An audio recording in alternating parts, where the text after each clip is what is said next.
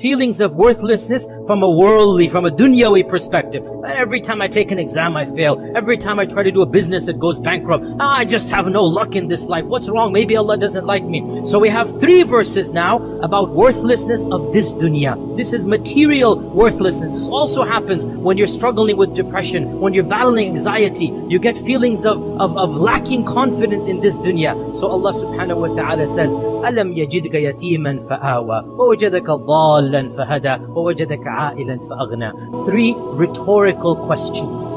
And the purpose of a rhetorical question is to emphasize what is already known, not to teach something you didn't know. To bring up a memory, you should have it. You should be thinking about it, but you're not thinking about it. Something has clouded you. So the rhetorical question, it jars you, it makes you alert. So Allah asks 3 rhetorical questions. Meaning, Ya Rasulullah, how could you think that Allah has abandoned you? How could you think that you are no one, you have no worth? Look at all the blessings Allah has given you. Then Allah mentions 3 blessings.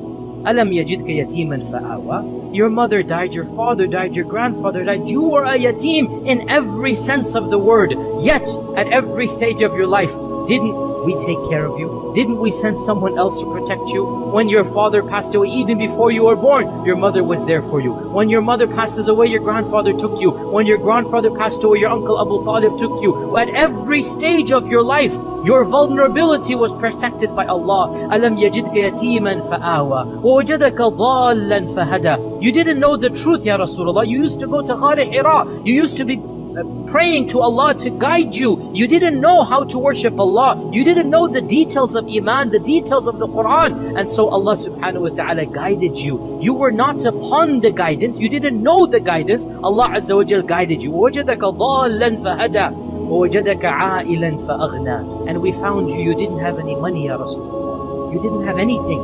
You were poor. Your parents did not leave you a fortune. But now we gifted you. Our scholars say, Aghna here is Khadija and the wealth of Khadija. And this shows us the blessings of having a good spouse and a righteous spouse.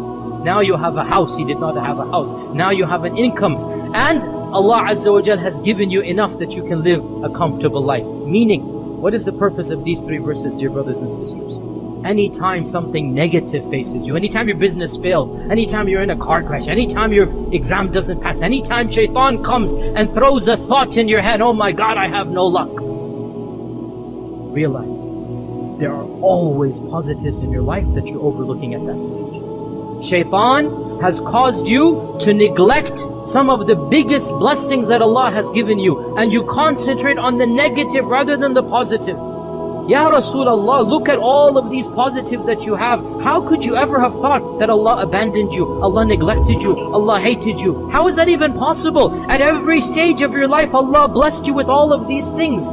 So we learn from this, when feelings of worthlessness come, when feelings of despair come, don't look at the negatives, don't look at the failures. Remind yourselves of the positives. Okay, this didn't work out, but Allah blessed me with that. Okay, maybe I don't have something, but I have something else.